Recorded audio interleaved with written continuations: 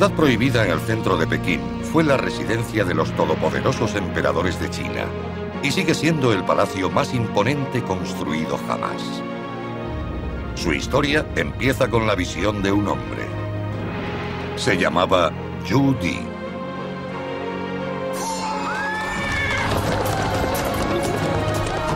Yu Di era un déspota. Tomó el poder del reino central por la fuerza y aniquiló implacablemente a todo el que se opuso a su endiosado dominio. La ciudad prohibida era el símbolo de su poder absoluto, un universo secreto de ritos repetidos incesantemente. El eunuco Ruan An era el arquitecto principal y su esquema general se basaba en principios con cientos de años de antigüedad. No improvisaba nada, todos los detalles tenían un significado ritual.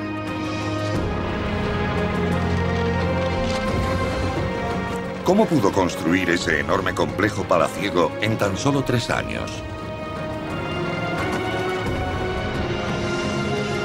La visión de Yu Di de un palacio sagrado se había convertido en realidad. Pero la obra de su vida acarreó las semillas de su propia destrucción.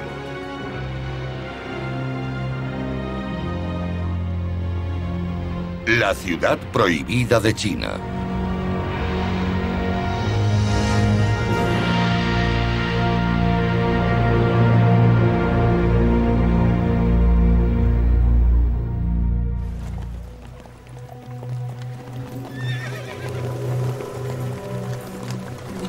A finales del siglo XIV después de Cristo, un victorioso ejército chino cabalgaba por las estepas hacia el norte del imperio.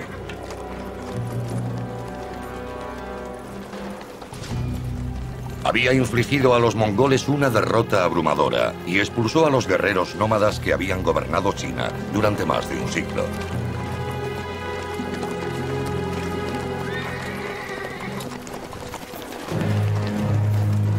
El responsable de la liberación de China del dominio extranjero era un general brillante, el príncipe Yu Di, un miembro de la dinastía Ming, la nueva familia real china. Su gran victoria le ha reportado respeto y poder. Llama confiadamente a su ciudad Beiping. El norte está pacificado. Nadie puede imaginar que muy pronto se construiría un imponente palacio aquí, que será el centro de un imperio. La fama y el honor no son suficientes para un alma tan ambiciosa como la de Yu Di. Pero su residencia de Beiping es solo un puesto de avanzada provincial. Los mongoles la convirtieron en su capital cuando gobernaban el reino central. Era una ciudad esplendorosa. La nueva capital de la dinastía Ming se encontraba a unos 2000 kilómetros de distancia.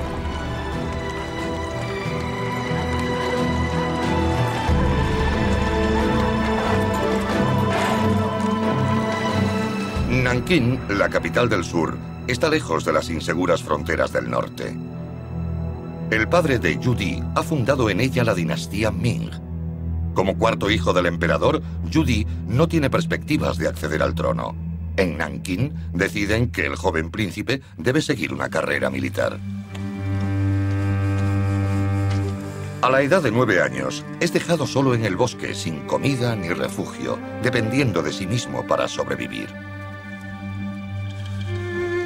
Yu Di aprende a rastrear animales, a colocar trampas y a esperar al momento adecuado para atacar.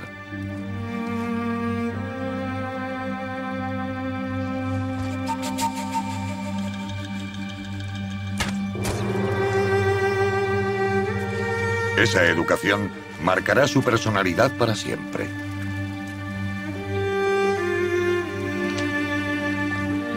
En la soledad de las montañas, aprende a confiar solamente en sí mismo para sacar provecho con determinación y sin remordimiento.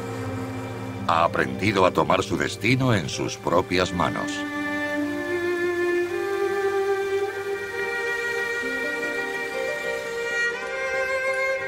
Al acercarse a los 40 años, Yu Di había logrado casi todo lo que su padre le había planteado.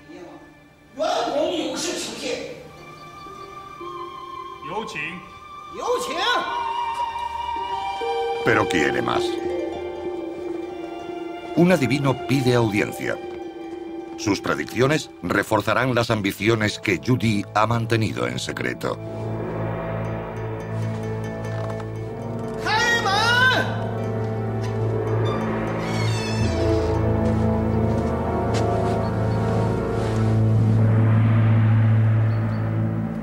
El adivino elogia al príncipe y cuando están solos le comunica su profecía.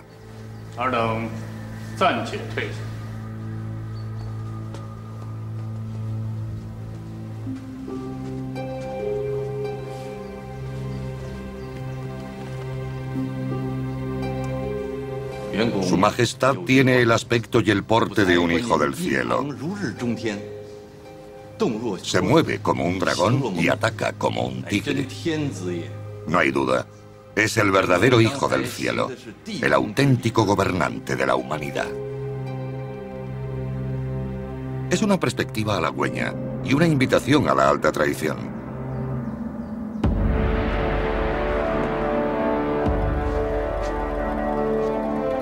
Pero el trono del cielo no está vacío, y el monarca legítimo es el emperador Jiang Wen de Nankín. Solo él tiene el derecho a gobernar, y eso implica que puede contar con la lealtad de sus oficiales. Y no solo eso. Los hijos de Yu Di están retenidos en la corte imperial como rehenes. Pero el emperador Jiang Wen comete un grave error. Autoriza a los hijos de Yu Di a regresar a Beiping junto a su padre. Dice que las puertas de su palacio están abiertas y se pueden marchar. La intención es mostrar confianza en el poderoso príncipe, pero él lo interpreta como una debilidad. Es la oportunidad que Yu Di ha estado esperando. En el año 1402, aposta 1 millón de soldados ante las puertas de Nankín. Han pasado 3 años y ha derrotado reiteradamente a las fuerzas del emperador. Pero no puede hacer nada ante las grandes murallas de la capital.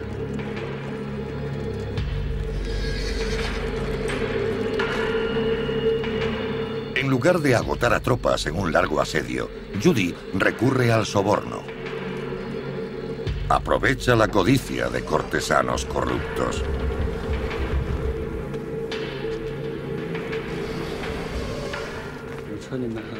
Paga a los traidores por el favor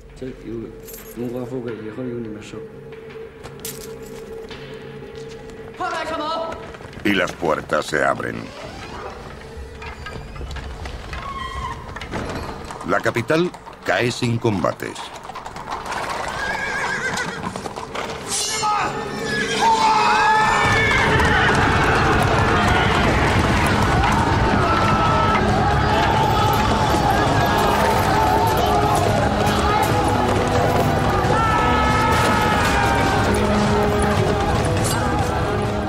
Las tropas de Yu Di saquean Nankín durante días, irrumpiendo en palacios y templos sagrados. Incontables edificios son calcinados hasta los cimientos. La población está indefensa ante las hordas.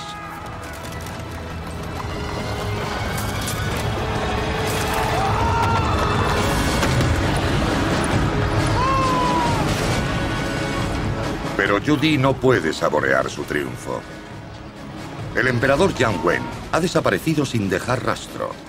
¿Habrá muerto entre los escombros humeantes de su palacio? Los rumores se suceden. Dicen que escapó por un pasadizo secreto. Ese temor perseguirá a Yu Di durante toda su vida, que Jiang Wen está vivo y que algún día se vengará.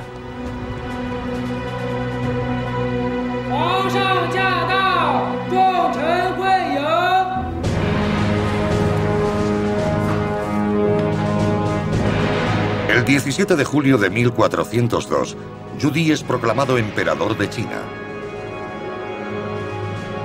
Pero la mayoría de los cortesanos rechaza su autoridad. Algunos incluso se niegan a hacer el Kowtow, la reverencia tradicional de su misión. Dicen que la mancha de la usurpación no desaparecerá durante 100 generaciones.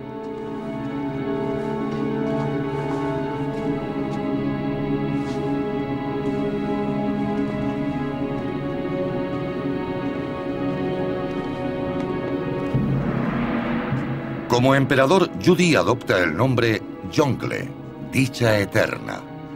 Pero se encuentra con una oposición inmediata y palpable. El funcionario de mayor rango, responsable de preparar los edictos imperiales, provoca conmoción en la corte.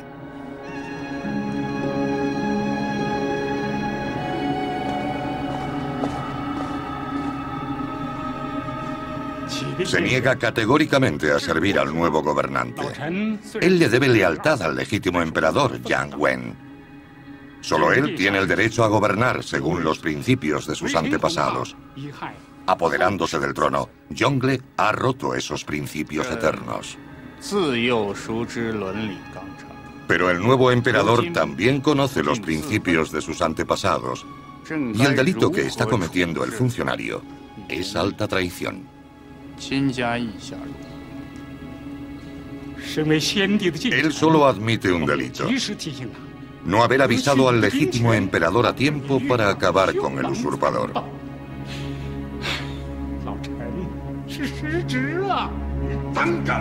Yongle condena al traidor al castigo más cruel. Sufrirá la muerte de los 1000 cortes.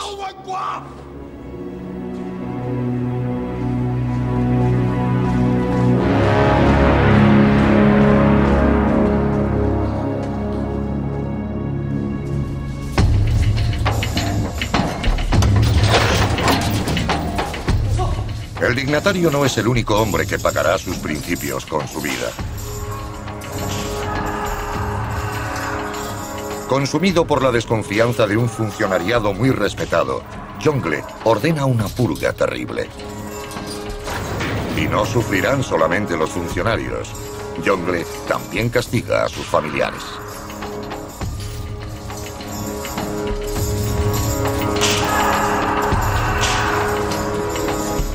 Hay decenas de miles de víctimas. Esta campaña inhumana asegura su lugar en el trono, pero las palabras del dignatario lo persiguen como una maldición.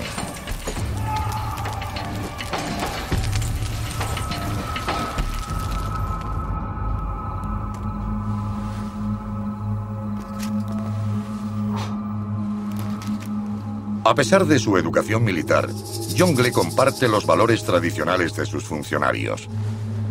No puede descansar. Su conciencia se lo impide.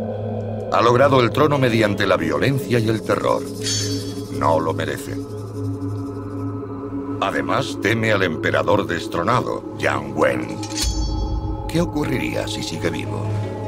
¿Y si está tramando una venganza? Sigue teniendo partidarios que harían cualquier cosa para matar a Yongle.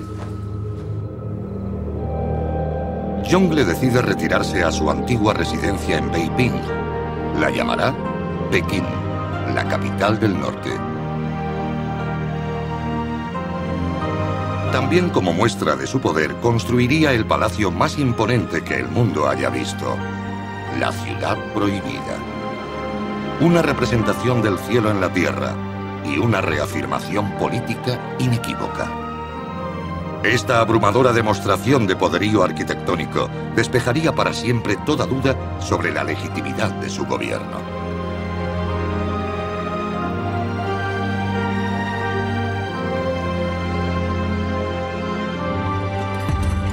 Yongle no pierde el tiempo.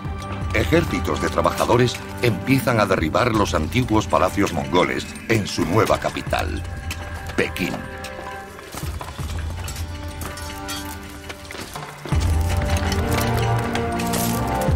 La responsabilidad del diseño, planeamiento y ejecución de este proyecto colosal recae sobre un hombre llamado Ruan An. Es un arquitecto excelente y un eunuco. Yongle ha roto otro tabú al designar a un castrado para tan alto cargo.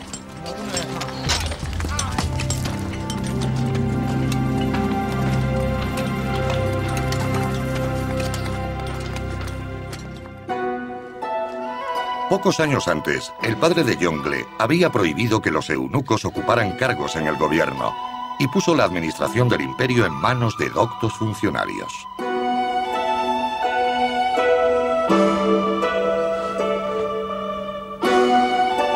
Pero Yongle no se fía de los burócratas y necesita a los eunucos como fieles administradores. Se rodea de una corte de castrados, dispuestos a cumplir sus órdenes sin cuestionarlas.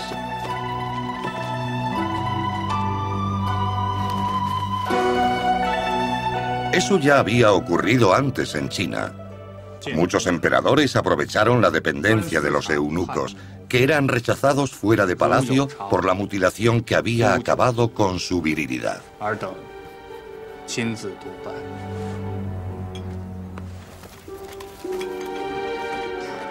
Eran empleados principalmente como sirvientes o guardianes del harén imperial.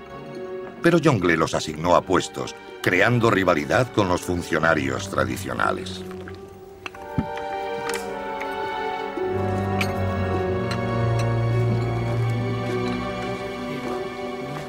Yongle favorecía el espionaje, la desconfianza y el favoritismo. Jugaba con fuego.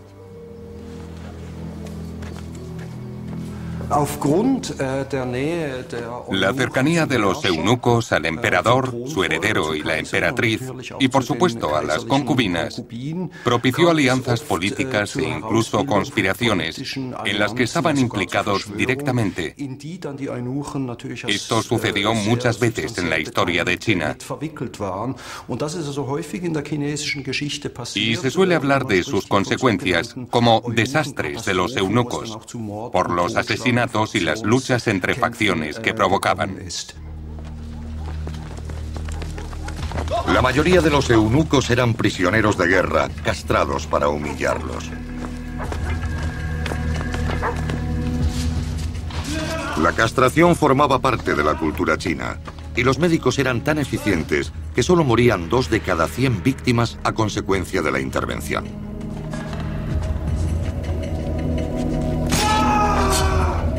Los eunucos no podían esperar ninguna compasión. Un insulto común en la época era «apestas como un eunuco». Tenían gran dificultad para orinar.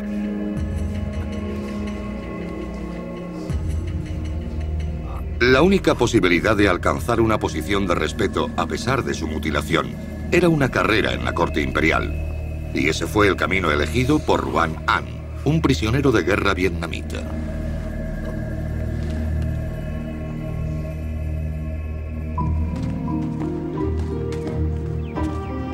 Su designación como arquitecto jefe de la ciudad prohibida es la oportunidad de su vida y un reto casi imposible. Tiene acceso a los grandes expertos en arquitectura clásica china. Pero su tarea no es solamente construir un palacio espléndido. Debe crear una imagen terrenal del orden celeste.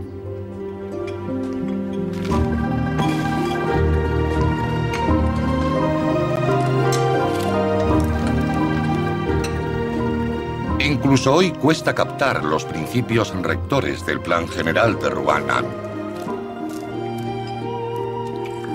Las más hondas creencias de una cultura centenaria quedan reflejadas en todos los detalles del plan arquitectónico.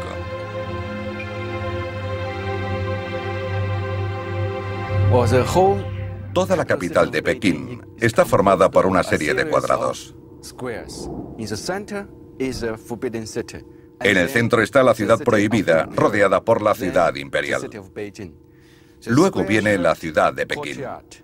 La planta cuadrada refleja la creencia china de que la tierra es cuadrada y el cielo redondo. El palacio imperial era considerado el centro de la tierra. Está alineado con la estrella polar, porque creían que era el centro del cielo. La ciudad prohibida consta del recinto exterior, destinado a usos ceremoniales y oficiales, y del recinto interior en el que vivían el emperador y su familia. Los 3 grandes salones del patio exterior están reproducidos a menor escala en el patio interior.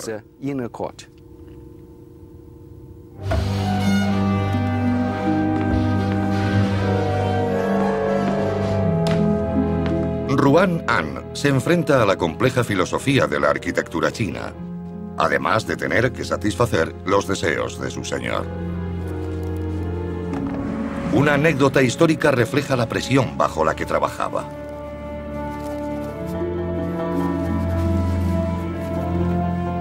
Yongle había ordenado la construcción de 4 torres en las murallas de la ciudad.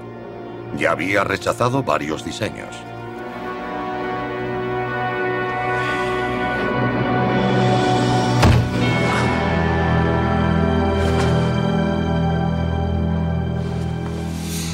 La vida de Ruanan pende de un hilo.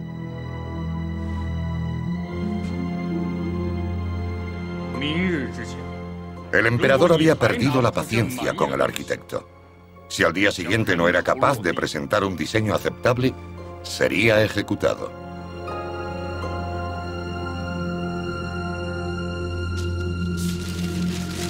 El arquitecto empieza a trabajar en los nuevos diseños, en vano. Ruanan, como muchos otros en esa época, tenía una cigarra enjaulada. Su chirrido era música para los chinos. Pero ni siquiera eso sirve para levantarle el ánimo. Se resigna y acepta su destino. Le promete que le construirá una jaula más grande, así estará cómoda cuando él ya no esté.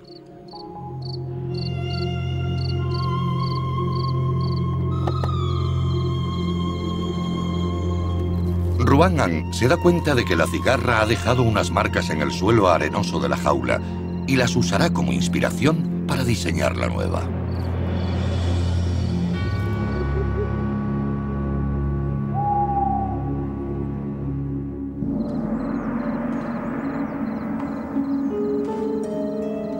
Según la leyenda, el emperador Yongle visitó la cabaña del arquitecto a la mañana siguiente.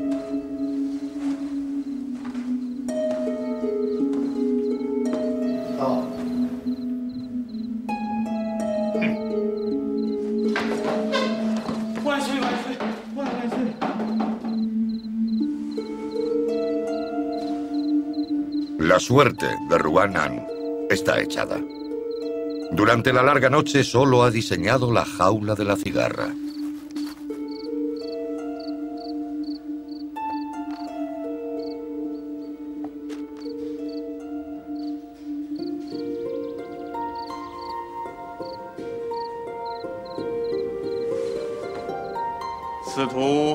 Pero el emperador felicita al arquitecto por su delicado trabajo. Dejará que mantenga la cabeza sobre los hombros porque aún parece tener alguna utilidad.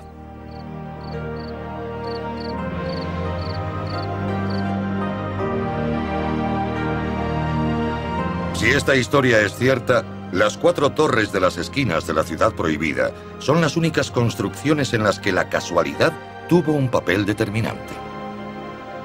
En todo lo demás, el complejo palaciego está lleno de símbolos trasladados a las piedras. Cada palacio y patio contienen el número 9 o uno de sus múltiplos. Eso se debe a que el número más alto de una sola cifra era reservado para el emperador. En cada tejado, 9 criaturas míticas mantienen alejados a los espíritus. 9 veces, 9 adornos tachonan las puertas del palacio. 9 dragones decoran el muro que separa el patio exterior de los aposentos de la familia imperial.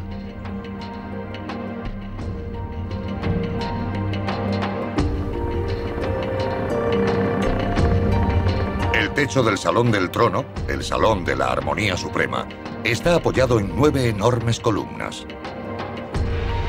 Y el trono del Hijo del Cielo, en el centro del mundo, está vigilado por 9 dragones.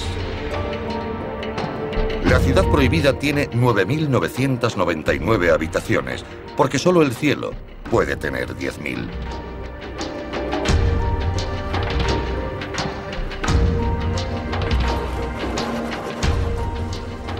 Actualmente los restauradores de la ciudad prohibida han heredado el trabajo de sus antepasados.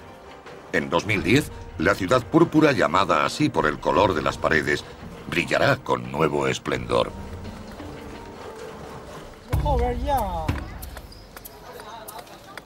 El segundo color dominante es el amarillo de las piezas labradas y las tejas. Este color también estaba reservado al emperador. Ninguna persona podía usarlo bajo pena de muerte.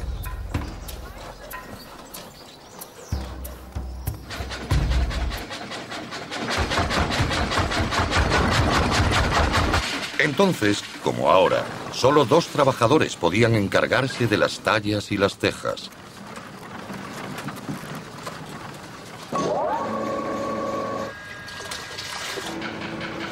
Aquí parece que el tiempo se haya detenido, aunque las máquinas hacen el trabajo un poco más sencillo.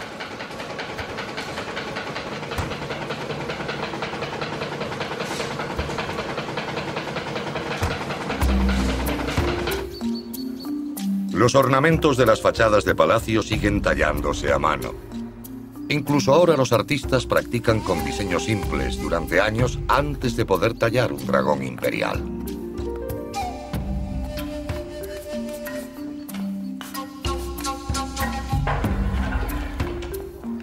La fórmula del vidriado que se aplica a las tejas tras la primera cocción solo la conoce el director de la fábrica. Se guarda como un secreto de Estado y se transmite de maestro en maestro.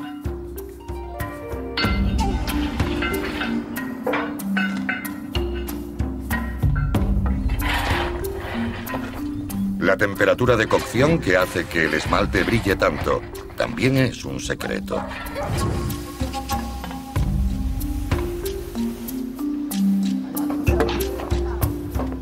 Los palacios de la ciudad prohibida están cubiertos por más de 150.000 tejas.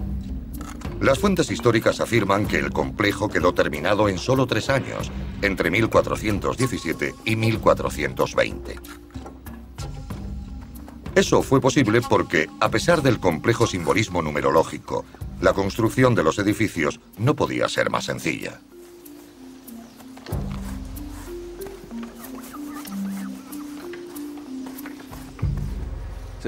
La ciudad prohibida se pudo construir en 3 años porque se usó un método muy sencillo, un método que se había usado en China desde tiempos antiguos.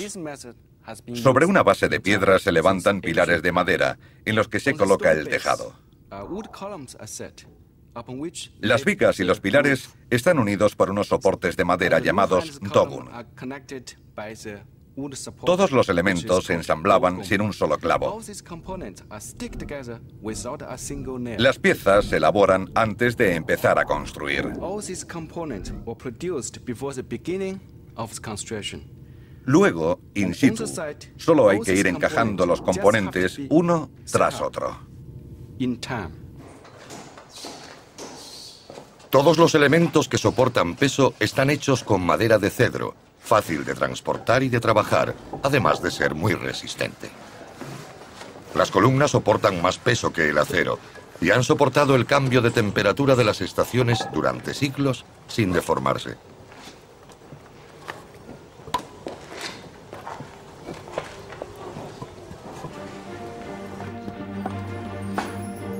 Ruan An no inventó este sistema de edificios prefabricados.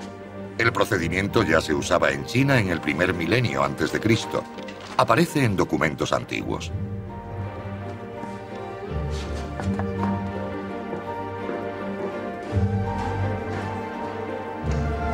Esta técnica de construcción, ingeniosa y simple, no es la única razón de que los edificios se levantaran tan rápido. La estupenda organización de Ruan también tuvo un papel importante. Incluso antes de levantar cualquier andamio, se acopiaban todos los materiales y se les daba un primer acabado siguiendo unas instrucciones muy precisas. Durante 13 años llegaron a la capital desde todos los rincones del imperio materiales de la mejor calidad.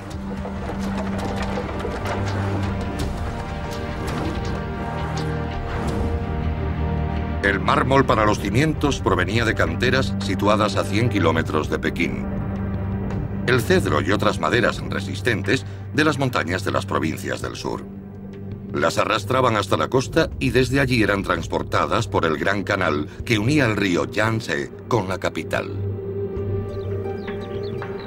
Algunos tramos de ese canal ya existían hacía 2400 años y en el siglo XII se amplió hasta Pekín. Con 1800 kilómetros es la vía fluvial artificial más larga del mundo.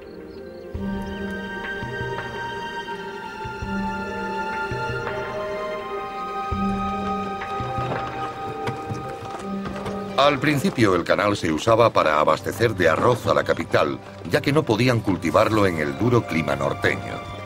Pero ahora, siguiendo las órdenes del emperador, todos los barcos que se dirigían a la ciudad llevaban una carga extra de ladrillos para la ciudad prohibida.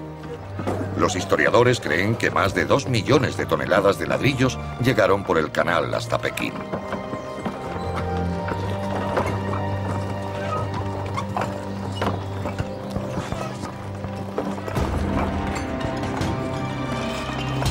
Solo en las plazas de la ciudad prohibida se colocaron 5 capas de ladrillos.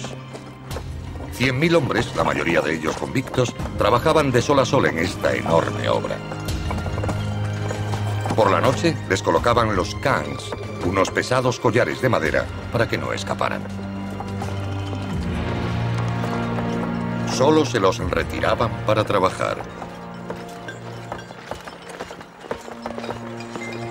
La obra continuaba a buen ritmo. Ruan An estaba más que satisfecho con su progreso. Miles de canteros y yeseros empezaron a decorar las terrazas de mármol.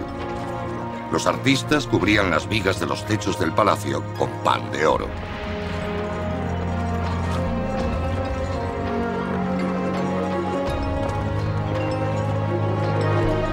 Pero Ruan An se enfrentaba a un nuevo reto. En el centro de las escaleras de piedra que un día subiría el emperador, y solo él, quedaba un gran hueco. Ahora está cubierto por una enorme losa de mármol esculpida. ¿Cómo transportaron la pieza de 300 toneladas hasta la ciudad prohibida?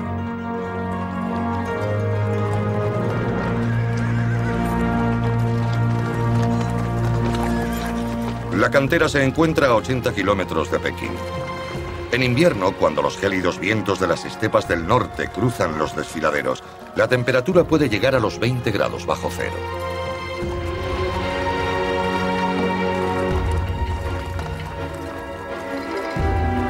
Este frío despiadado que tortura a miles de trabajadores en las canteras es una bendición para Ruan An.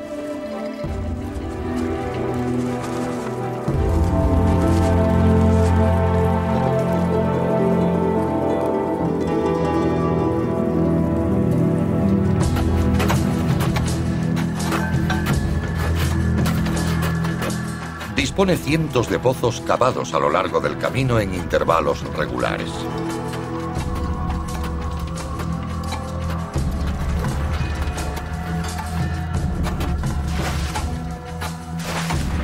El agua que contienen se vierte sobre la tierra helada y la enorme pieza de mármol se desliza por una pista de patinaje de 80 kilómetros de largo, desde las montañas hasta la capital, Pekín.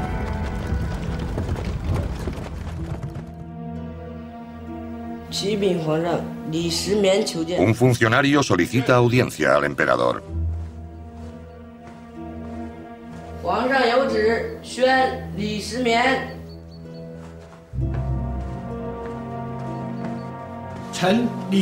Li Ximian es un alto cargo de la administración. Han pasado 20 años desde que Yongle ordenara la construcción de la ciudad prohibida. 20 años en los que miles de personas se han sacrificado para realizar su visión y en los que los recursos del imperio han caído en picado. Unos cuantos funcionarios han preparado un memorándum detallando el enorme esfuerzo que ha realizado el tesoro. Li Ximian es su autor principal. Yongle depende del apoyo de sus intelectuales y funcionarios. El Hijo del Cielo escucha las preocupaciones de los funcionarios por el bienestar del emperador y del imperio. Sabe que Li Ximian es un seguidor leal y abnegado y le anima a hablar abiertamente, sin miedo.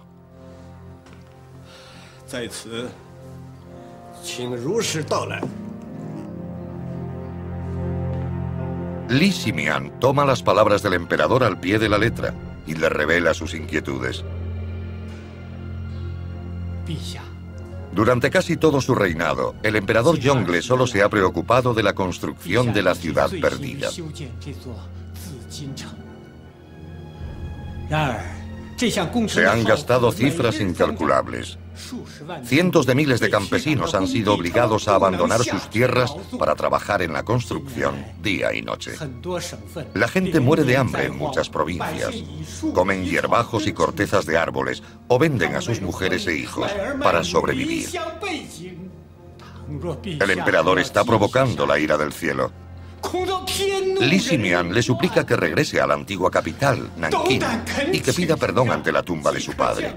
Esa era la única manera de evitar una catástrofe. De lo contrario, las grandes obras del emperador no sobrevivirán.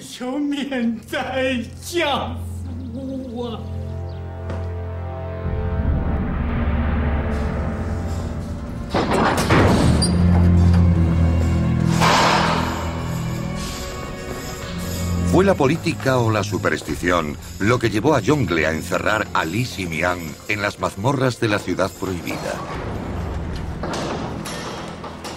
El funcionario había predicho una catástrofe, el juicio del cielo, lo que más temía Yongle.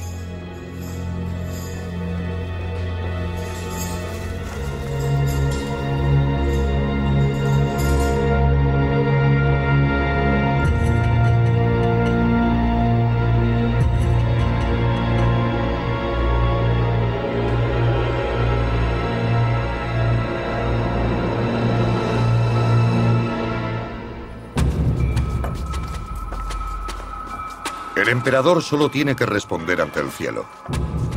Cada año reza en el templo del cielo pidiendo buenas cosechas y que China no sufra inundaciones ni tempestades. Los chinos creen que los desastres naturales son una señal celestial de que el emperador ha turbado la armonía del universo.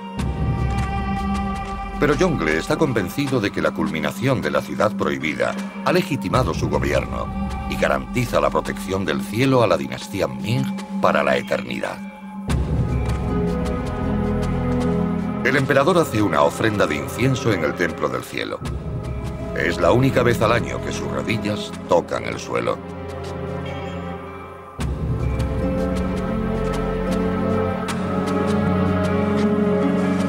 Como la estrella polar está inmóvil en el cielo, Yongle se encuentra en el trono en el centro del mundo.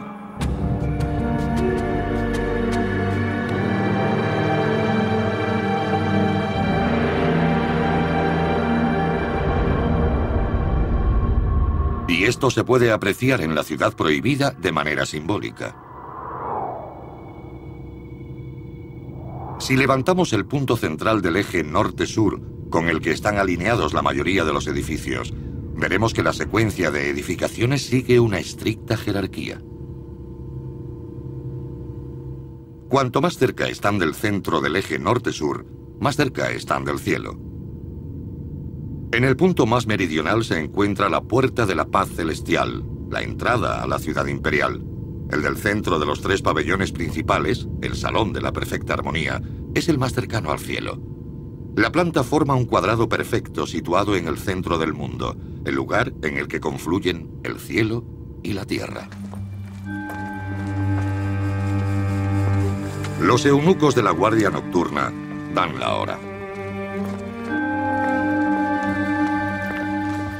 Son las 3 de la madrugada, 2 horas antes del amanecer.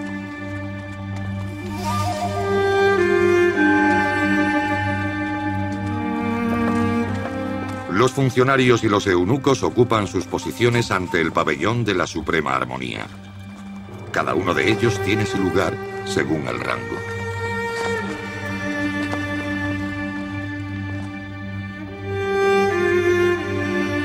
A pesar de la actividad, reina el silencio absoluto en la plaza.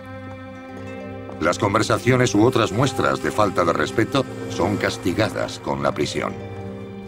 La corte imperial espera al Hijo del Cielo durante horas.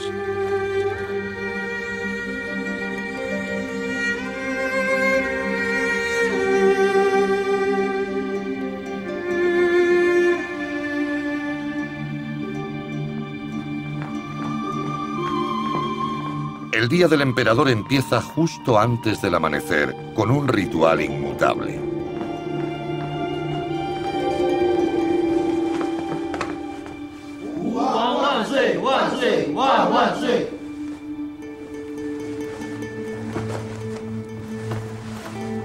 Gobernar un estado sin ritos es como arar sin un arado, decían. La ciudad prohibida es la expresión arquitectónica de la armonía cósmica. La repetición constante de los rituales permite que se mantenga ese orden cósmico.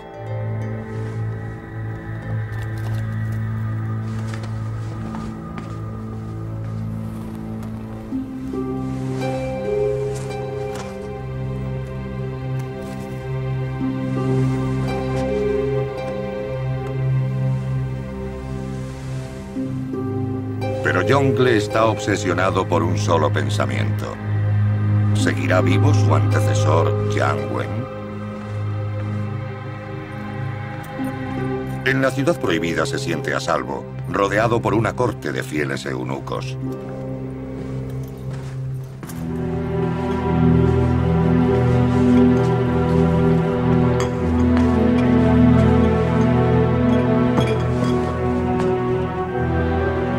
Los catadores comprueban cada mañana que su desayuno, una sopa de nido de pájaro, no está envenenado. Hacen lo mismo al mediodía y por la noche. En cada una de las comidas presentan al emperador 99 platos para que elija.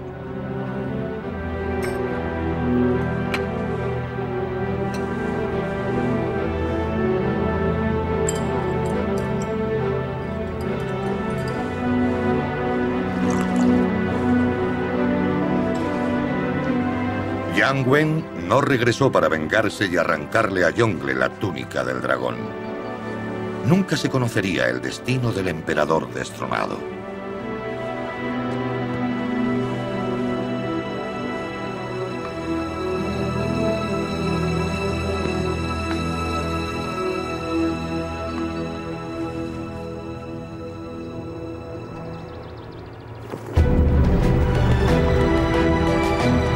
Estamos en el año 1421 y la estrella de Yongle brilla más que nunca.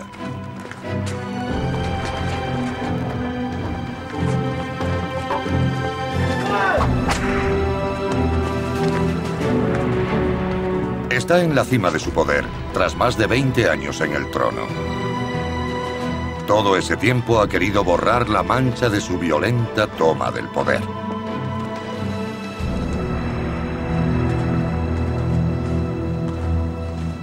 Ha intentado recuperar el apoyo de los funcionarios mediante la estricta aplicación de los ritos y normas tradicionales, tras ejecutar a miles de ellos al inicio de su reinado.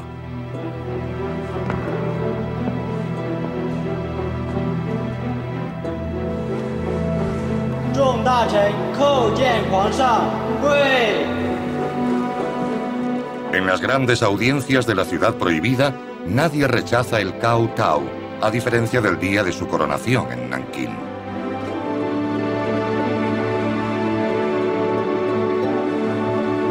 Yongle encarga una extensa obra literaria conteniendo los conocimientos acumulados en más de 1000 años de historia china.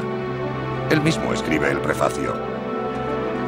Para gobernar el mundo, nuestros sabios antepasados crearon la civilización, basada en los ritos, los valores morales y la educación. El tirano militar se ha convertido en un déspota intelectual.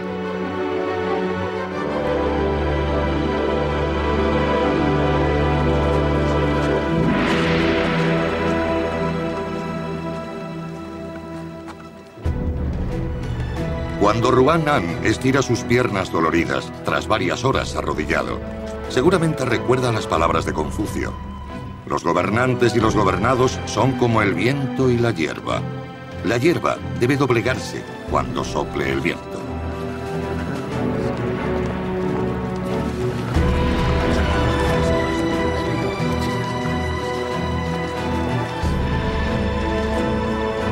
Pero este trabajo cargado de simbolismos y de actores que repiten interminablemente las mismas acciones, ¿puede ser eterno?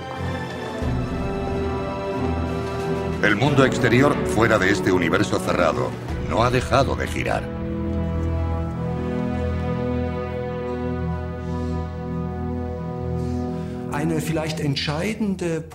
La dinastía Ming tenía una debilidad política muy importante. El emperador que la fundó y su sucesor, Yongle, trataban los problemas dinásticos como si fueran problemas familiares que no había que discutir en la corte.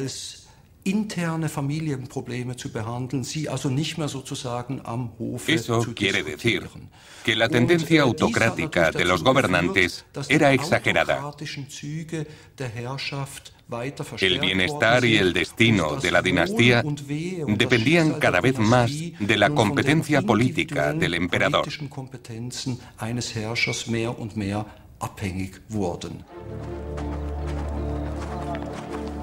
En la época de Yongle se evidenciaron los primeros defectos estructurales del sistema. La pobreza se extendía por todo el país. Para escapar de ella había que pagarse la educación necesaria para ser funcionario o convertirse en eunuco.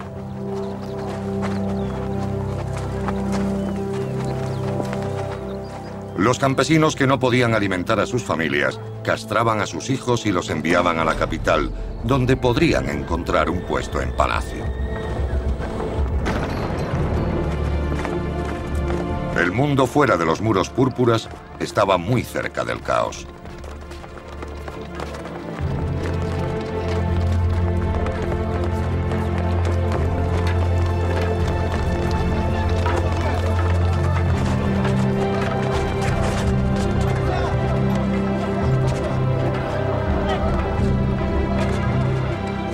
Aunque la automutilación era un delito sancionable y la admisión de eunucos en el servicio de palacio estaba regulada estrictamente, la corte imperial tuvo que abrir sus puertas para mantener el control de la situación.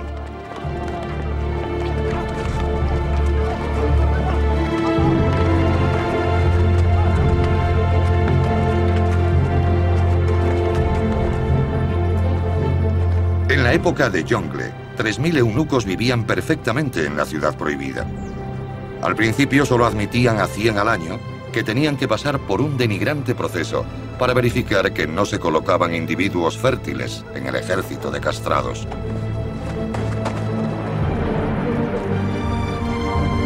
Con el paso de los años, la afluencia de eunucos a la capital prohibida alcanza proporciones asombrosas. 200 años más tarde, a principios del siglo XVII, hay 70.000 castrados en los palacios y las plazas de la ciudad.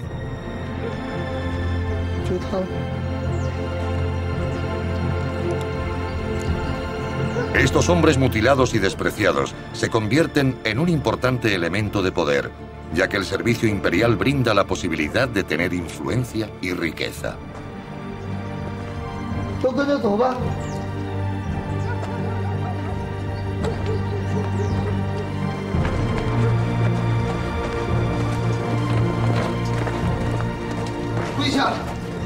Algunos, como Ruanan, poseen aptitudes que les permiten contribuir al bienestar y a la gloria del imperio. Pero en su mayoría paralizan el centro de poder con sus tramas y tentativas en provecho propio, hasta que no se puede hacer nada. La obra de Yongle no estaba hecha para la eternidad.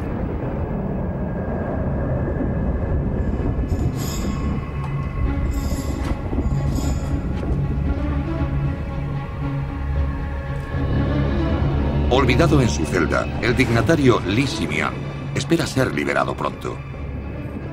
Quizás estuviera equivocado en sus advertencias, pero con la ciudad prohibida apenas terminada, su siniestra profecía se hizo realidad. Cuando estallan los primeros rayos y truenos, parece que el cielo haya querido retirar a Yongle del poder, tal como el funcionario había predicho.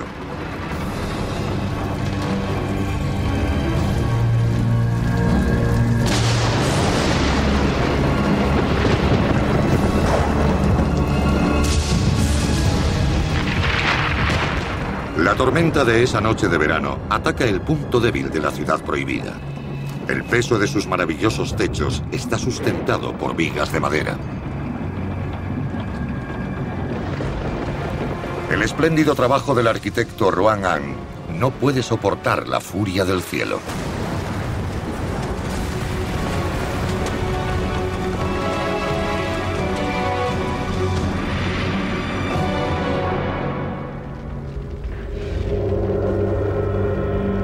Los tres pabellones principales, el centro del mundo, caen víctima de las llamas.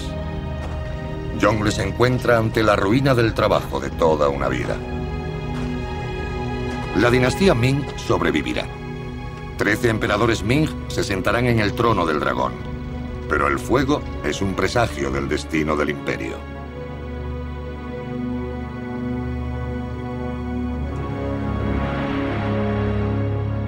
En 1644, congelada en el esplendor y los ritos, paralizada por intrigas y venganzas, la dinastía cae. El pueblo chino gime ante la carga de los impuestos y aún así, las arcas imperiales están vacías. Cuando la población amotinada se aglomera ante las murallas de la ciudad prohibida, el último emperador Ming decide suicidarse en la colina de carbón que domina los tejados de la ciudad imperial.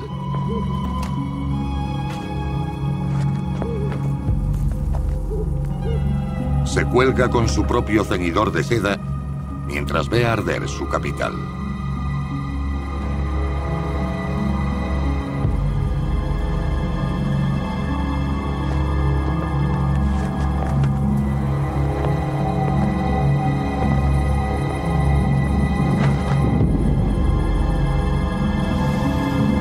Solo uno de los 70.000 eunucos permanece al lado del emperador, acompañándolo en su último viaje. Pero la ciudad prohibida sobrevivirá al hundimiento de la dinastía Ming.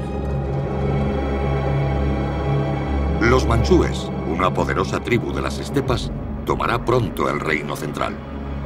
Con nuevos gobernantes en el trono del dragón, el imperio chino sobrevivirá hasta 1911, y con él, este complejo único, la ciudad prohibida.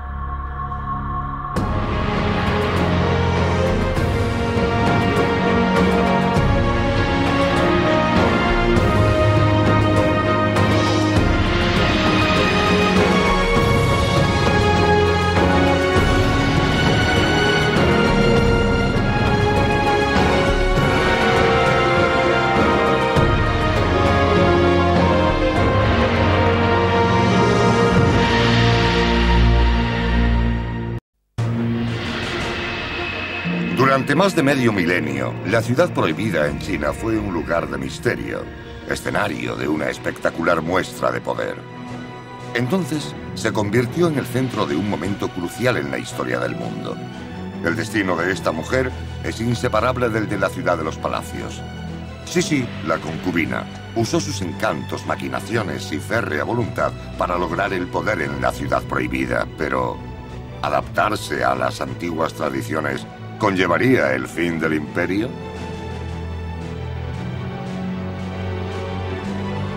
La ciudad prohibida de China.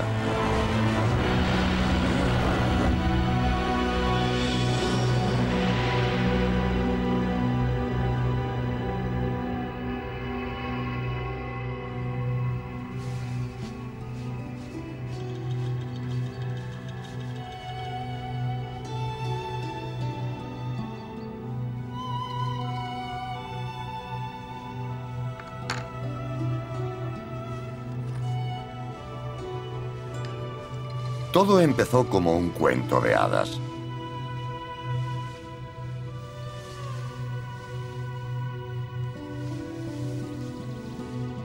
Un cuento de hadas sobre la hija de 15 años de una familia pobre de Pekín.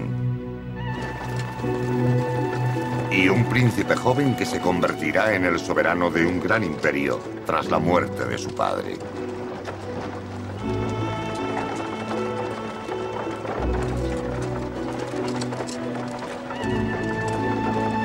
Estamos en la ciudad prohibida, en el año 1850.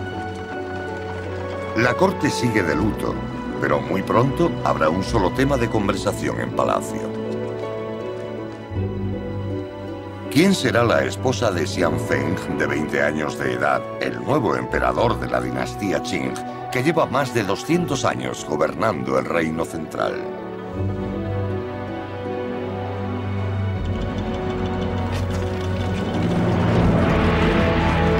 Ordenan a 60 jóvenes de los clanes dominantes presentarse en la ciudad prohibida. La madre de Xianfeng elegirá a una como esposa del emperador. Las demás serán sus concubinas. El jefe de los eunucos recibe a las candidatas.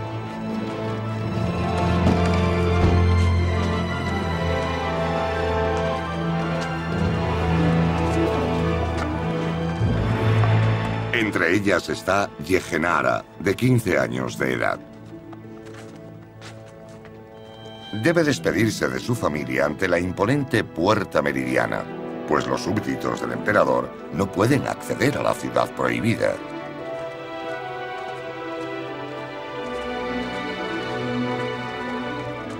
Yehenara cruza el umbral del Sancta Sanctorum del Imperio por primera vez. Entra en un extraño mundo mágico.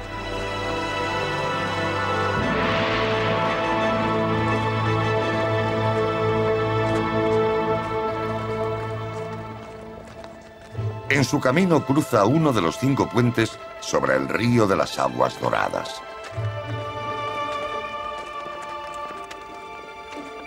Pasa ante los espléndidos palacios imperiales hasta cruzar la puerta que lleva al centro de la ciudad prohibida.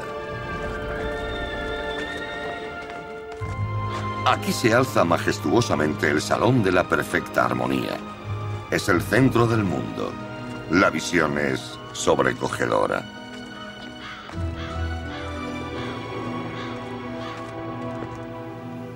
Sin duda, esa era la intención de sus constructores. El tamaño de las plazas, la simetría de los palacios, el juego de colores. Todos los detalles de la ciudad prohibida tienen un objetivo superior.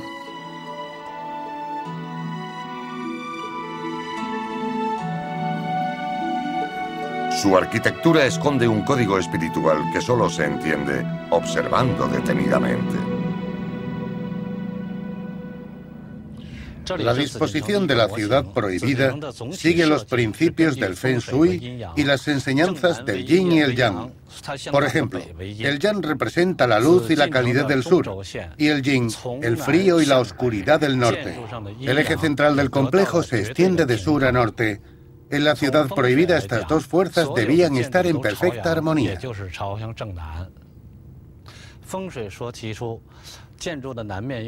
Pero las enseñanzas del Feng Shui también requieren que haya agua en el sur y una montaña al norte. Aquí no había una cosa ni la otra, así que los arquitectos tuvieron que construirlas. En el sur crearon el río de las aguas doradas y en el norte la colina del carbón. La colina tenía la finalidad de proteger a la ciudad prohibida de los malos espíritus y resguardarla de los vientos gélidos del invierno. El río era el contrapeso a la colina y mantenía el recinto fresco en verano. Así que estos esfuerzos por lograr la armonía espiritual también tenían una finalidad práctica. La arquitectura espiritual va acompañada de rituales muy estrictos. Incluso los criterios para elegir una esposa imperial estaban claramente fijados. La elección es un privilegio de la madre del emperador, la mujer principal de la corte.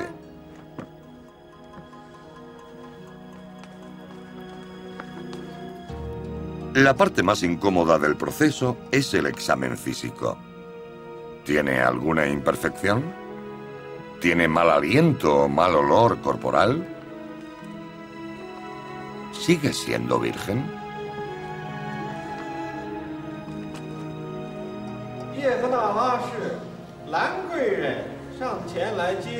Le piden a Yehenara que dé un paso al frente para recibir su regalo de prometida.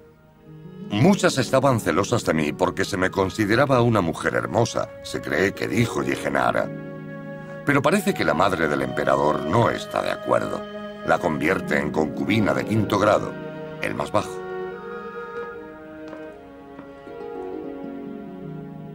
El premio se lo lleva a otra chica. Ella será la esposa del emperador y le dará a la dinastía su heredero. Además, se convierte en la principal rival de Yehenara por el favor del emperador.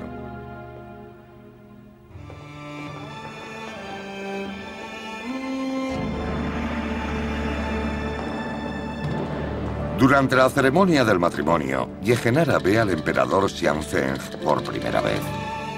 El Hijo del Cielo es el único hombre fértil en la ciudad prohibida, un universo con más de 3000 eunucos y casi otras tantas mujeres. Según las creencias chinas, el ritual del matrimonio une las fuerzas gemelas del Yin y el Yang. El Yin representa la fuerza femenina que nutre y protege. El Yang, la fuerza creadora masculina.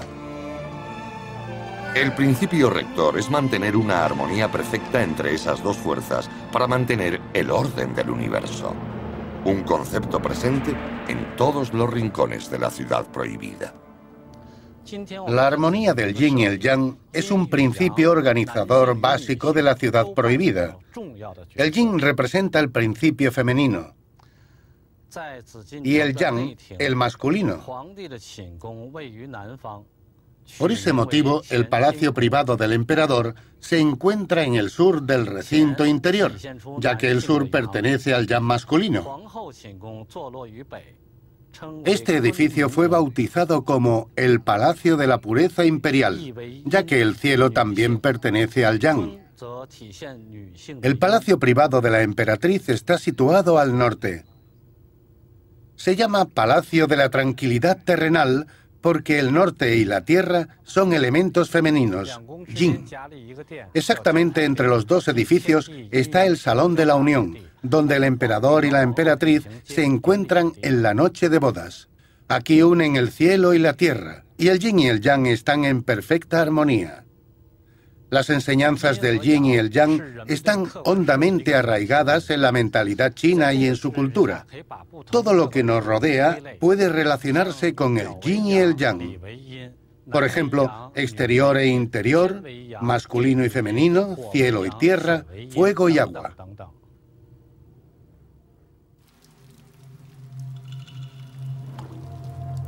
El yin, como principio pasivo y femenino, tiene un efecto trágico en la vida de las mujeres en la ciudad prohibida. Las concubinas del último emperador viven en los 6 palacios del este. Yehenara mira a los ojos de unas personas que han vivido una existencia vacía y sin sentido, esperando. Muchas han pasado su vida esperando en vano la llamada de los aposentos del emperador. Algunas no le han visto nunca.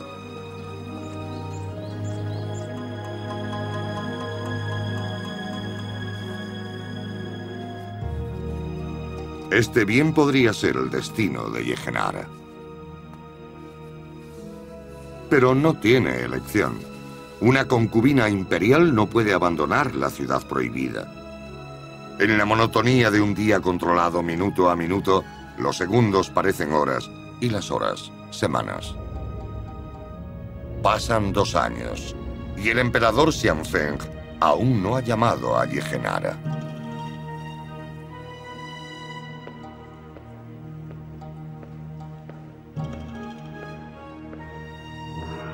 El cuento de hadas se ha convertido en una pesadilla. Una vida encerrada en una jaula de muros de color púrpura y tejados dorados.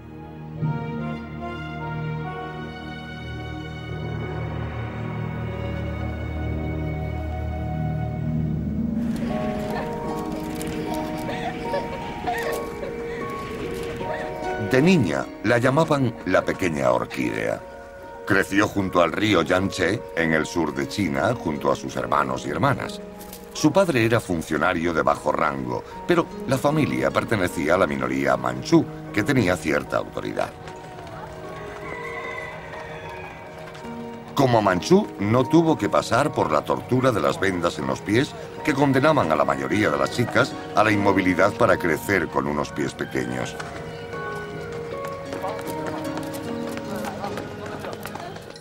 El padre de Yehenara educó a sus hijos según las tradiciones de su pueblo. Estaba muy orgulloso de su herencia manchú y tenía gran interés en que sus hijos conocieran las gloriosas hazañas de sus antepasados.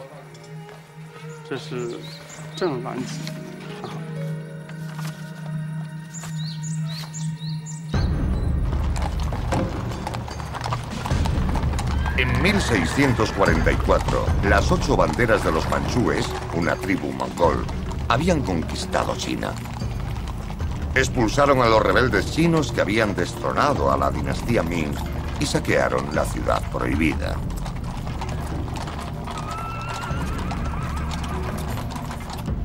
En la colina de Carbón, situada al norte de la ciudad, un victorioso general manchú presenció el último acto de la caída de los Ming.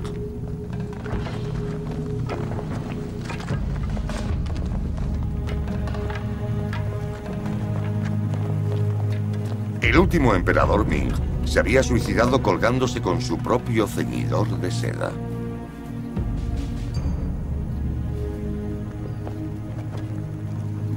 Ahora los manchúes gobernaban la ciudad prohibida. Se llamaron a sí mismos los Qing, los puros. La dinastía manchú Qin llevó a China a otra nueva época de esplendor. Esto queda claro por el hecho de que en el siglo XVII el imperio Qin era el más grande del mundo.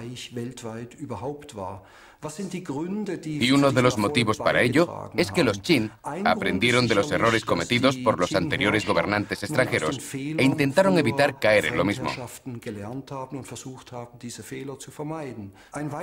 Otra razón importante fue que los gobernantes Qin resultaron ser grandes impulsores de la cultura clásica china. De hecho, a menudo eran más chinos que los chinos.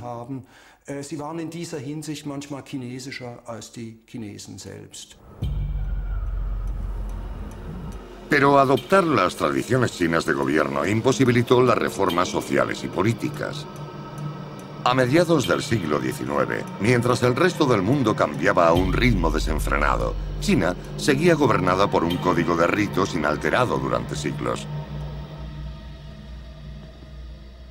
Las concubinas solo tenían una forma de ascender en la jerarquía del palacio, dando a luz a un heredero al trono. Pero en 2 años el emperador no había llamado a Yehenara ni una vez.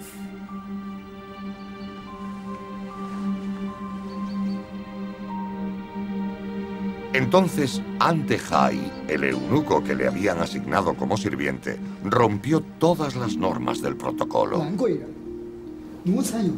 Sabía que si sus palabras le disgustaban, ella podría ordenar su ejecución. Pero quizás tenía maneras de hacer que el emperador se fijara en ella.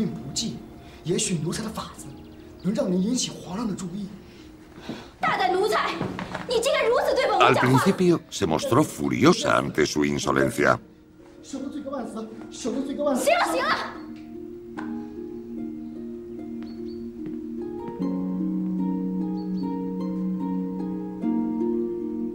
Pero luego reconsideró la propuesta. Quizás podía ayudarle. ¿Qué podía hacer por ella? Yehenara no podía ir a ningún lugar de la corte y pasar desapercibida, pero él podía convertirse en sus ojos y sus oídos en la corte. Conocía a los guardias de las puertas. Podía colarse en todos lados como un gato. Encontraría formas de que su señora llamara la atención. Así obtendría el favor de la corte.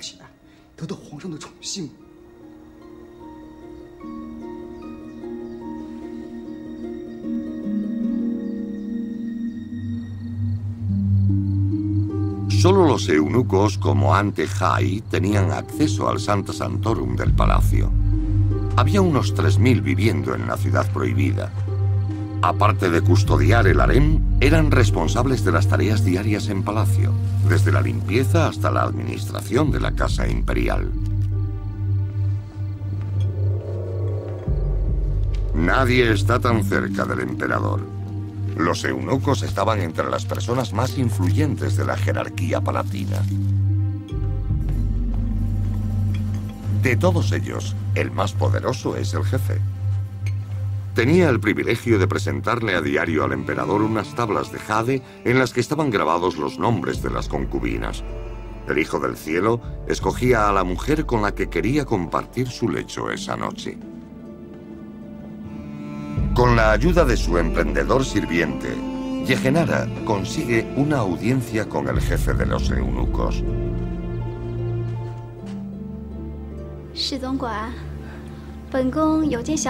Se presenta ante él con el regalo de compromiso del emperador.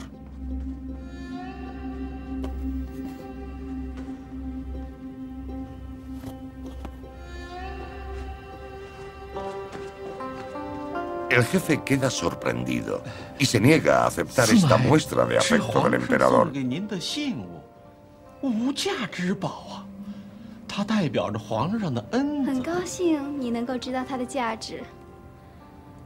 Pero el regalo será mucho más valioso cuando Yehenara esté embarazada del hijo del emperador.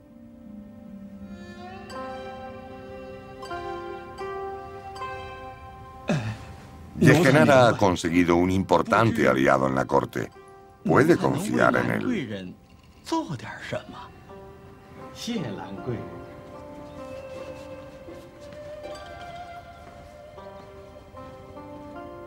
Pero, ¿qué pasará si el emperador elige otra concubina?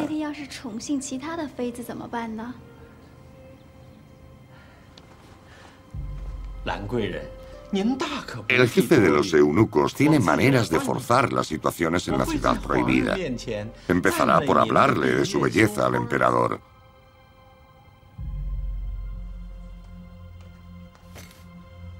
El plan de Yehenara tiene éxito.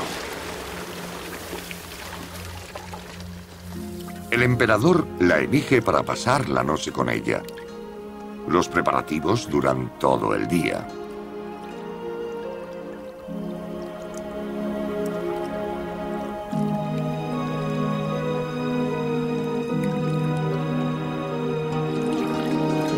Bañada, perfumada y vestida solo con una capa de seda, Yehenara es conducida a los aposentos del emperador al caer la noche.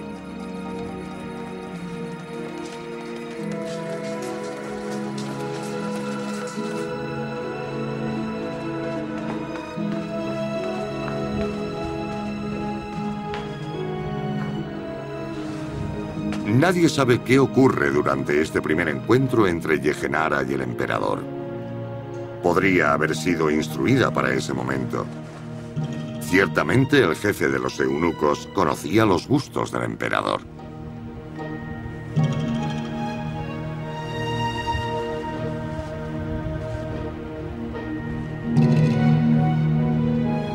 Según los rituales, el acto amoroso con una concubina respondía a las enseñanzas del yin y el yang y no a la creación de un heredero. Se suponía que el emperador tenía que dar marcha atrás para aumentar su potencia gracias a la unión del femenino yin y el masculino yang. El embarazo quedaba reservado para la emperatriz. Por lo menos, esa era la teoría.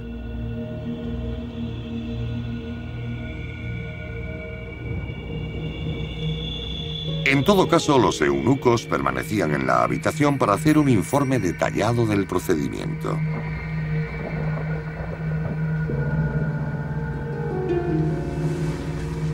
Tras el acto amoroso, Yehenara durmió sola, de lado, como marcaba el ritual. El único que podía dormir mirando hacia el cielo era el emperador. Pero sucediera lo que sucediera aquella noche, Yehenara había logrado su objetivo.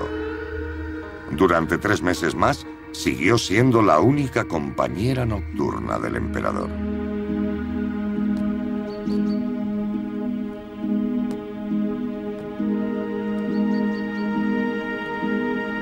Finalmente, los deseos más íntimos de Yehenara se han cumplido. Un médico comprueba su pulso a través de una cinta de seda, ya que no le está permitido tocarla. A pesar de la inexactitud de este método, no hay ninguna duda. Y Su Majestad, la emperatriz, debe ser la primera en saberlo. El doctor informa a la emperatriz de que Yehenara tiene Simai, las pulsaciones felices.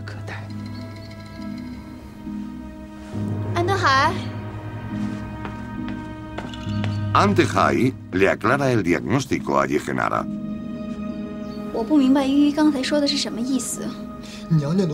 La semilla del dragón ha germinado. Está embarazada.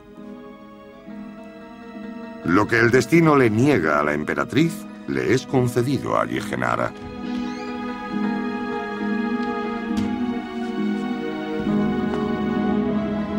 A partir de ahora tendrá que soportar el odio mordaz de sus rivales. Y nada las detendrá en su intento de hacerle daño.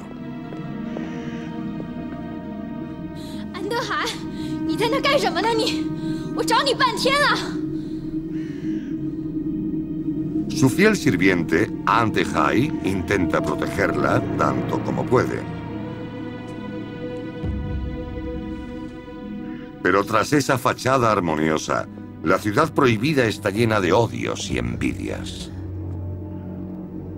Yehenara aprende muy bien la lección y ella misma usará el odio como arma.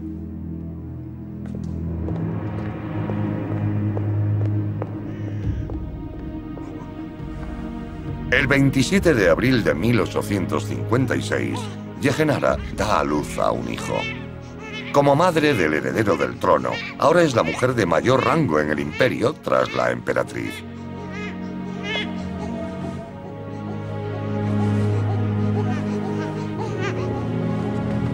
Pero su ascenso meteórico tendrá un precio. Casi no puede ver a su hijo, Sae-jung, porque su educación está en manos de la emperatriz y los eunucos.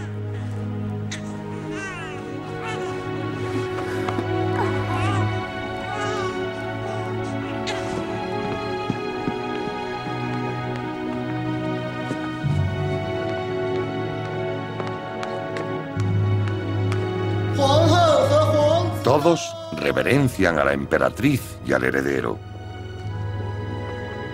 Aunque sea un bebé, el príncipe tiene un estatus divino. Asegura la continuidad de la dinastía.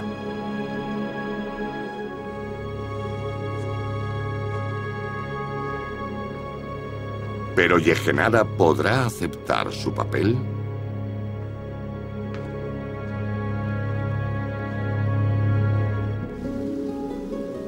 Cuando la corte que vive en la ciudad prohibida cree que se ha ganado la aprobación del cielo, el mundo exterior amenaza con convertirse en un caos. Las inundaciones destruyen las cosechas. Hay hambruna en todo el país. La desesperación genera levantamientos que se reprimen de manera sangrienta.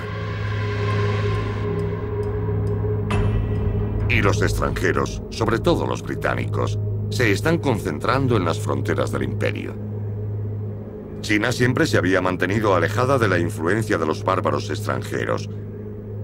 Pero después de la Primera Guerra del Opio en 1840, Gran Bretaña impuso la apertura de los puertos chinos. Ahora otras potencias europeas están exigiendo su parte e insisten en comerciar con China en pie de igualdad. El emperador, que está enfermo y cansado de su rígida rutina diaria, no es capaz de ocuparse de la situación. Confía cada vez más en su concubina favorita, Yehenara, para que le ayude a cumplir con sus tareas de gobierno. Yehenara es quien estudia las propuestas oficiales y orienta las decisiones del emperador.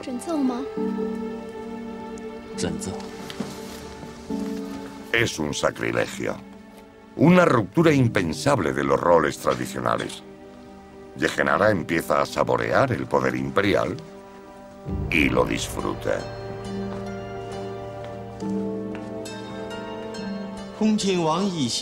Cuando el emperador concede una audiencia incluso a los visitantes más importantes, Yehenara permanece a su lado.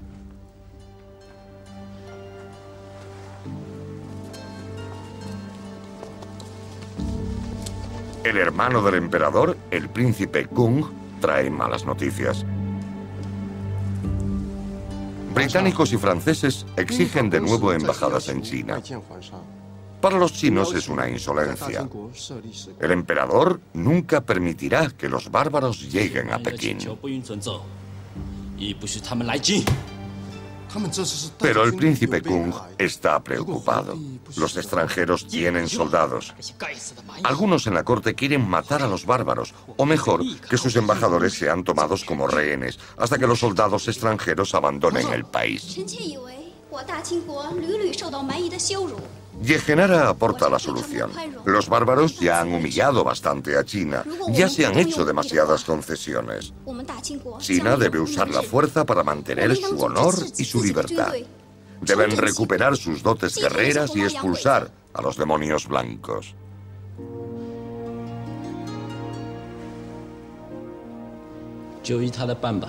El emperador está de acuerdo. Y sus súbditos obedecen.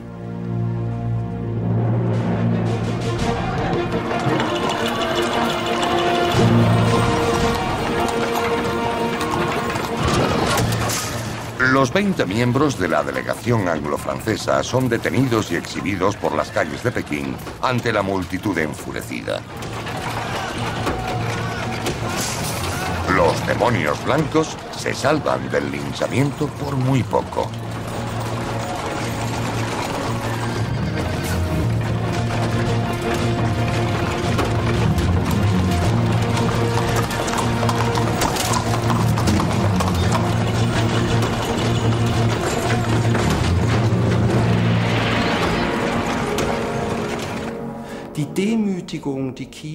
La humillación que China sufrió de manos de los poderes imperiales europeos, que el Reino Central recibiera el estatus de colonia, fue una experiencia traumática que tuvo gran influencia en la política china hasta nuestros días, sobre todo la política exterior. Tras la Segunda Guerra del Opio, hubo un breve periodo de paz, pero de nuevo brotaron los enfrentamientos. En 1860 enviaron a una fuerza expedicionaria a Pekín.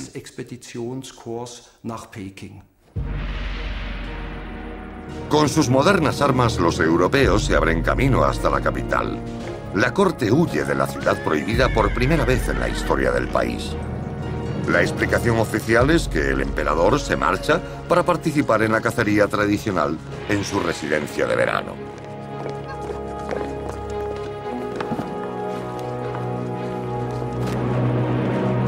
Yehenara se opuso con vehemencia a la decisión de huir. Fue el momento más humillante de mi vida, escribió más adelante, pero también se marchó. Aunque no iba a escapar sin su hijo. Pero no se trataba solo de amor de madre. Si se quedaba en Pekín, perdía la única carta que le garantizaba el puesto en la corte.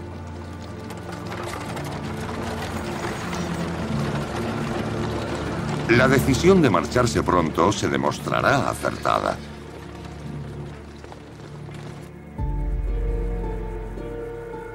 Los europeos descargan su ira sobre los tesoros del Palacio de Verano de Pekín, donde estaban retenidos los diplomáticos.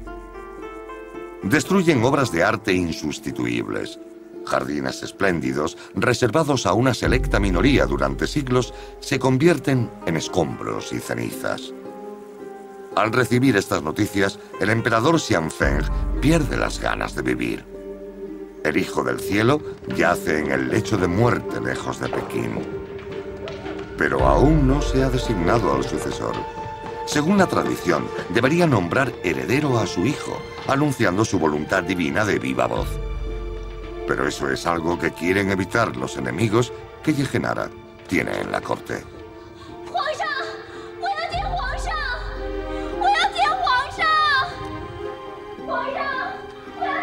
Sus intentos de llegar al emperador son en vano. Como concubina, no tiene derecho. Ni siquiera puede llevar a su hijo a ver a su padre agonizante.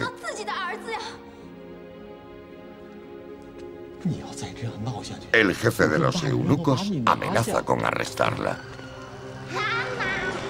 Finalmente, el emperador llama a su hijo.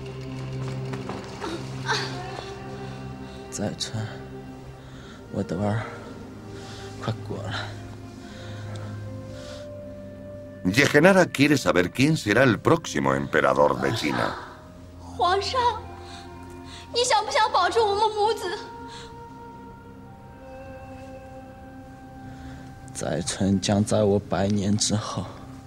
Xianfeng nombra a su hijo como sucesor. Él será quien guíe a China a un nuevo esplendor. Pero el emperador aún tiene que elegir un nombre para el reinado de su hijo.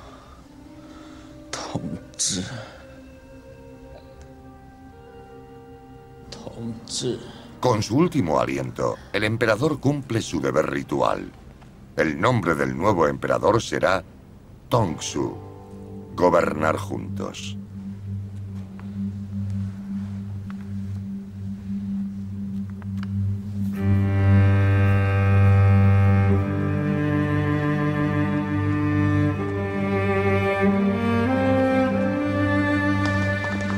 1861, Tongzhou asciende al trono del dragón.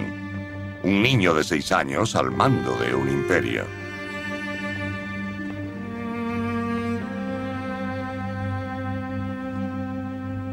De hecho, su madre es quien tiene el poder.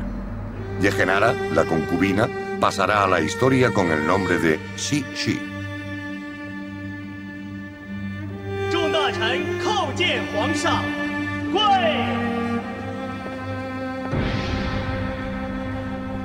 Su firmeza ha salvado a la dinastía, que se habría deshecho en la lucha por el poder sin un sucesor legítimo.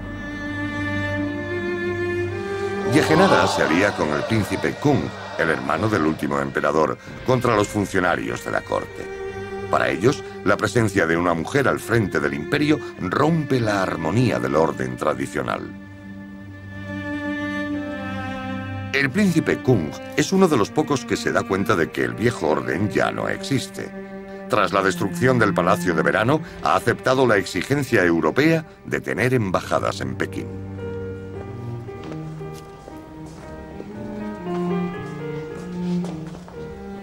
Es un paso revolucionario. Para los chinos, los embajadores de otras tierras solo eran mensajeros que traían impuestos. Lo que estas dos culturas compartían era la idea de verse mutuamente como bárbaros. Por un lado, los europeos, en rápido desarrollo.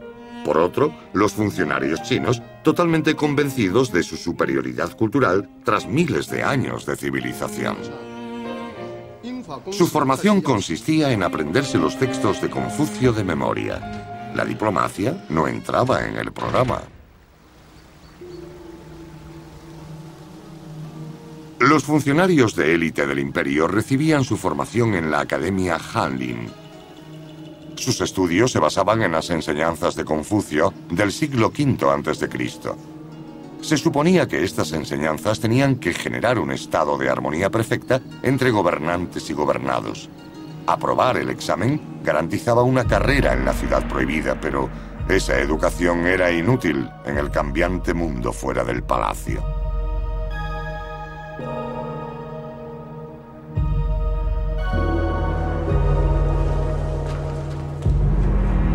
¿Cómo se podía reformar un sistema político basado únicamente en antiguos rituales, en la repetición infinita de una serie de gestos idénticos? Cuando Tongzhou alcanza la mayoría de edad y asume el poder formalmente, su madre garantiza que se mantendrá el status quo. El emperador emite sus proclamas, pero las decisiones las toma su todopoderosa madre, que sigue las audiencias oculta tras un biombo.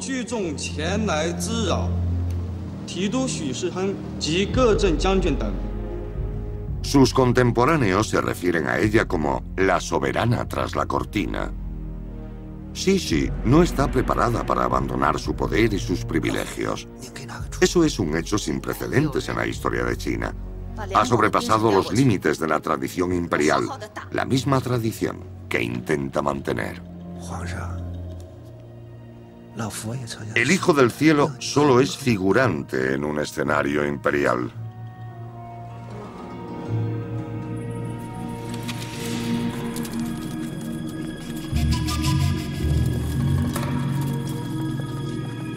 Tras pasar toda su vida dentro de los muros de la ciudad prohibida, rodeado de eunucos, Tongzhou se refugia ahora en los placeres terrenales.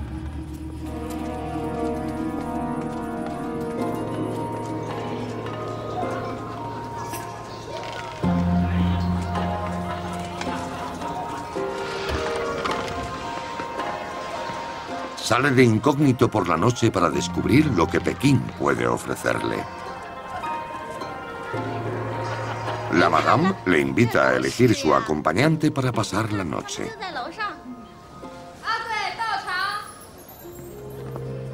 El emperador, que tiene un harén de concubinas, frecuenta prostitutas vulgares.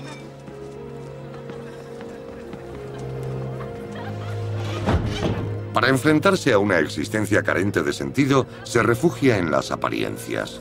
Fuma opio, inducido por los británicos, aunque él mismo prohíbe su consumo bajo pena de muerte.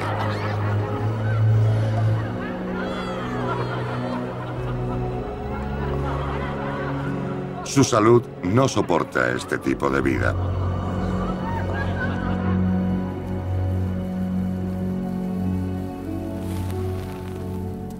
Muere en 1874, sin haber cumplido los 20 años. Según los documentos de la corte, Cixi no encontraba consuelo. El dolor le hizo decir: pensé que podría ser feliz con mi hijo como emperador. Cuando murió, me convertí en otra mujer. Toda mi felicidad desapareció.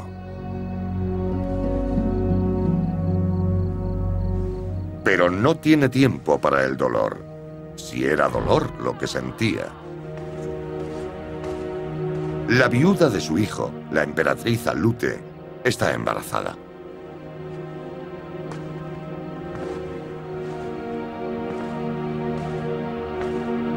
Esto pone en peligro la posición de Cixi en la ciudad prohibida. Si la joven viuda da a luz un hijo, este se convertirá en el príncipe heredero y Alute ocupará la posición de Cixi en la corte. Pero Cixi siempre se enfrenta a los problemas. La misma noche de la muerte de su hijo, reúne al Alto Consejo de Estado.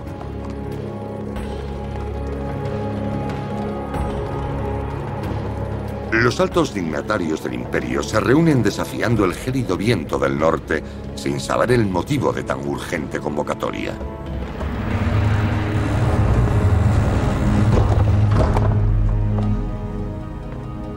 El plan de Cixi equivale a un golpe de Estado.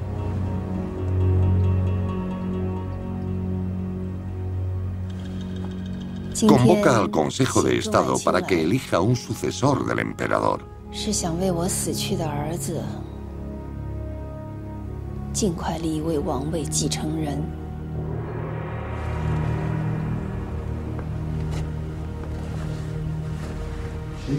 Los consejeros no ven la necesidad de apresurarse.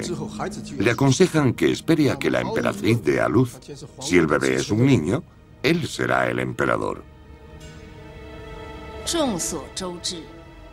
Pero Cixi insiste en que en una situación crítica como esta, el trono no debería estar vacío ni un solo día.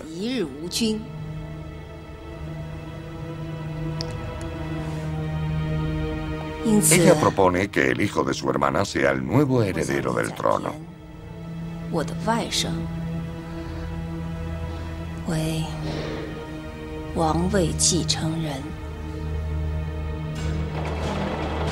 Cixi actúa antes de que surja la oposición.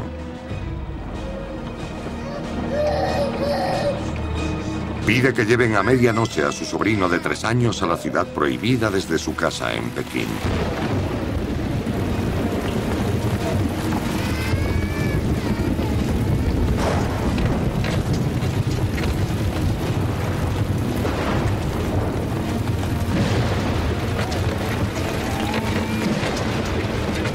Guangxu, el nuevo niño emperador, tendrá el mismo destino que su predecesor.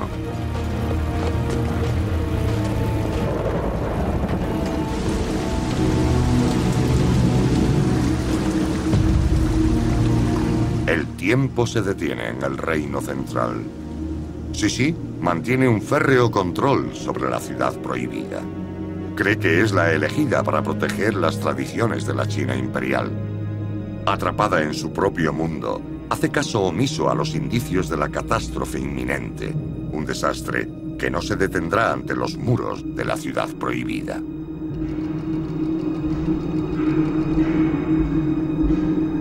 El imperio chino es una vieja fragata que hace agua, escribió un diplomático británico al rey Jorge en 1795. 100 años después, nada había cambiado. A punto de entrar en el siglo XX, la sociedad china sigue anclada en la Edad Media. Las condiciones de vida y de trabajo de la gente son atroces. El sistema legal es bárbaro. Los extranjeros llevaron los trenes al imperio. Pero ese dragón era considerado obra del demonio. Amenaza el sustento de cientos de miles de carreteros y culíes del imperio.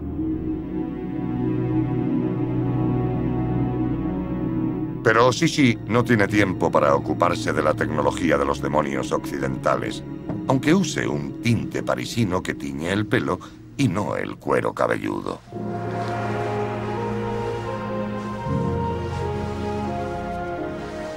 Con el paso de los años, la vanidad del viejo Buda, como le gusta que la llamen los más allegados, no tiene límites.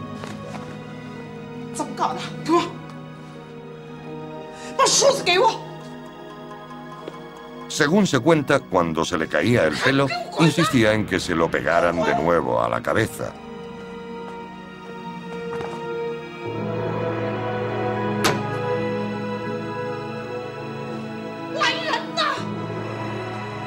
Y no era vanidosa solamente en cuanto a su apariencia.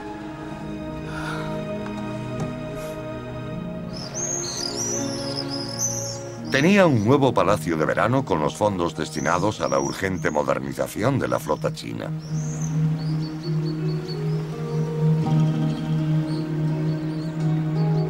Este barco de mármol, creado para su deleite, fue el único barco que se construyó con el presupuesto naval.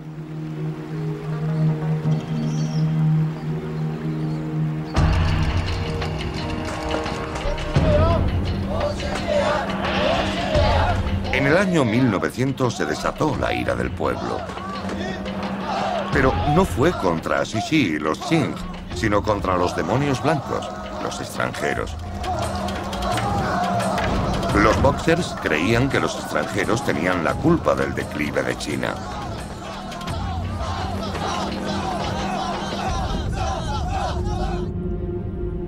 En la ciudad prohibida no sabían cómo reaccionar ante este movimiento popular. Si les dejaban salir de la jaula, ¿podrían volver a encerrarlos? ¿Había que aplastar este levantamiento igual que los anteriores? Guangxu, el emperador títere de Shishi, teme la reacción de los extranjeros ante un ataque de los boxers.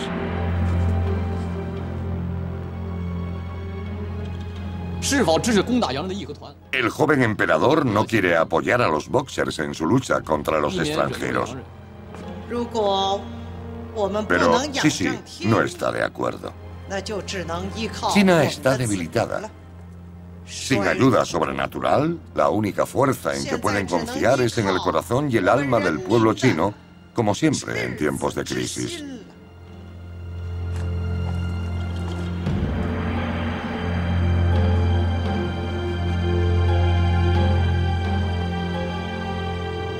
Siguiendo los consejos de Shishi, se publica un edicto en el que se llama a filas al ejército chino a los buenos elementos de los boxers rebeldes.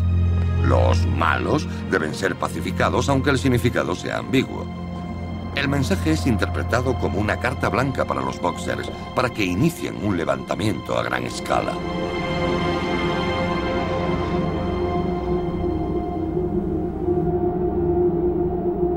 El barrio de las embajadas está cerca de la ciudad prohibida. En él viven 3.000 diplomáticos y sus familias, junto a una guarnición formada por unas decenas de soldados.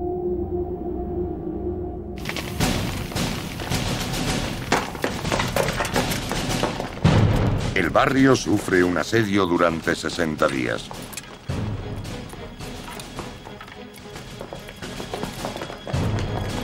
Aunque están en franca minoría, los europeos logran contener a las hordas de boxers.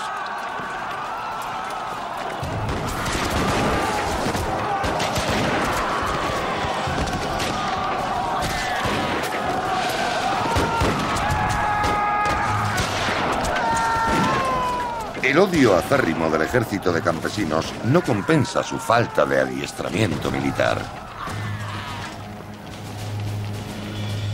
En pocos días, Shishi cambia de idea.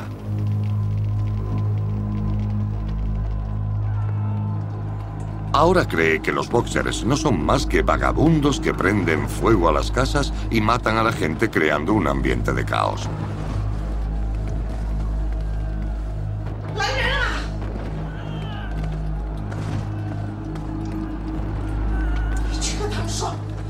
Envía a un sirviente para que los boxers dejen de luchar porque el ruido le impide dormir. Aislada en el palacio, parece haber perdido contacto con la realidad. Los dirigentes chinos daban la impresión de una corte de manchúes conservadores carentes de toda visión política y que son incapaces de emprender acciones. Eso fue catastrófico para China. A corto plazo, el levantamiento Boxer provocó que las potencias occidentales enviaran otra fuerza expedicionaria a China.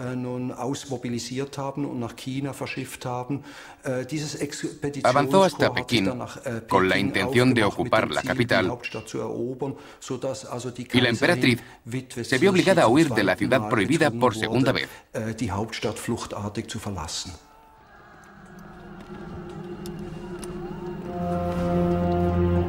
Hasta aquí hemos llegado, se cree que dijo cuando las tropas de las potencias occidentales acamparon ante las puertas de Pekín. Pero no se arrepentía de que su política hubiera fracasado. Solo le dolió tener que huir vestida como una mujer china cualquiera.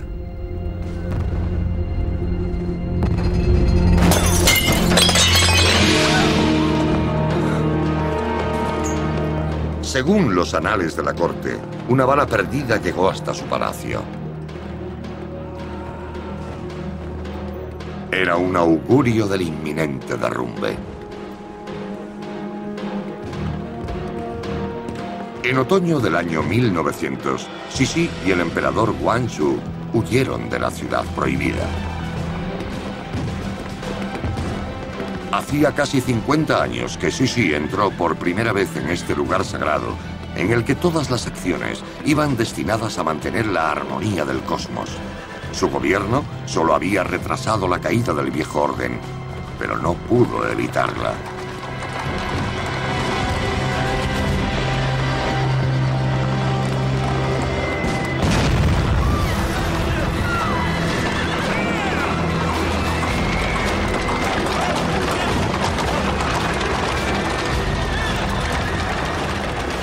Su huida acabó con el aura de la ciudad prohibida para siempre.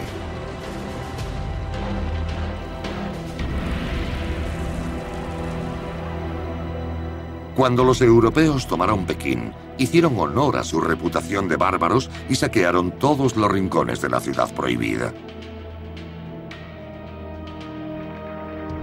Para los chinos, este había sido el centro del universo durante 500 años. Los conquistadores lo convirtieron en burdos barracones para sus soldados. Pero un diplomático francés escribió unas palabras muy respetuosas sobre la sala del trono. Estos objetos tienen un aire antiguo y misterioso indescriptible. Es un único salón, enorme, sombrío, todo cubierto de oro apagado. Desde ese momento, la ciudad prohibida no ha dejado de fascinar. Es y seguirá siendo un elocuente testimonio de un mundo misterioso, lejano y desaparecido.